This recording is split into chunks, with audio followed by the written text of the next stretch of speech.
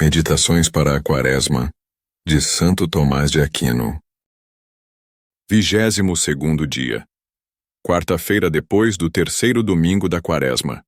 O preço da nossa redenção, 26 de março de 2025. Fostes comprados por um grande preço. Quarta-feira da terceira. Semana da Quaresma. A injúria ou sofrimento mede-se pela dignidade do lesado. Sofre maior injúria o rei, se esbofeteado, do que sofreria alguma pessoa privada. Ora, a dignidade da pessoa de Cristo é infinita, pois é uma pessoa divina. Portanto, qualquer sofrimento seu, por menor que seja, é infinito.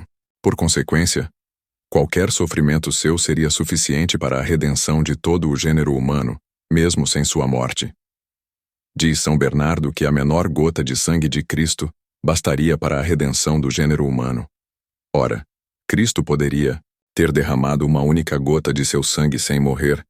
Logo, era possível que, mesmo sem morrer, redimisse todo o gênero humano com algum sofrimento seu.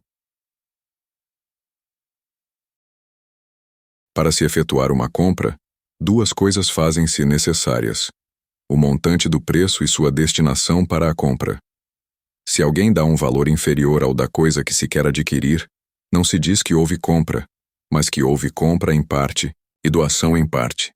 Por exemplo, se alguém comprar um livro que vale 20 libras com apenas 10, em parte comprou o livro, e em parte, o livro lhe foi dado.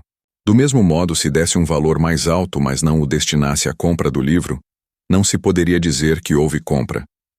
Se, portanto, tratamos da redenção do gênero humano quanto ao preço, qualquer sofrimento de Cristo, mesmo sem morte, seria suficiente, pela infinita dignidade da sua pessoa. Se, porém, falamos quanto à destinação do preço, então é preciso dizer que os demais sofrimentos do Cristo não foram destinados por Deus Pai e pelo Cristo para a redenção do gênero humano sem sua morte. E isto por tríplice razão. Primeiro, para que o preço da redenção do gênero humano não fosse apenas de valor infinito, mas também do mesmo gênero, isto é, para que fossemos redimidos da morte, pela morte.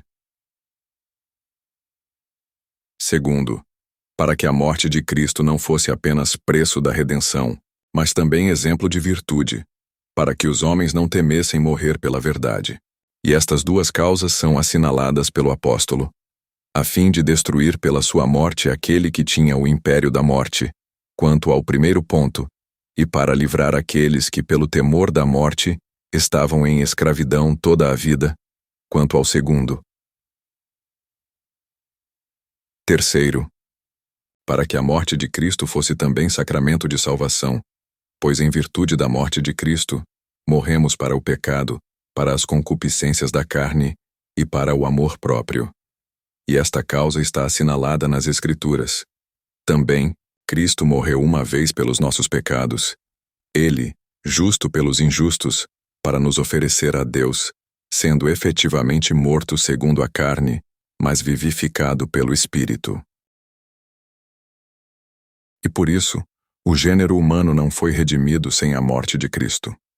Mas permanece verdade que Cristo, que não apenas deu sua vida, mas ainda sofreu tanto quanto se pode sofrer, teria pago um preço suficiente pela redenção do gênero humano, ainda que a menor parcela de sofrimento tivesse sido divinamente destinada a este fim. E isto, por causa da infinita dignidade da pessoa do Cristo.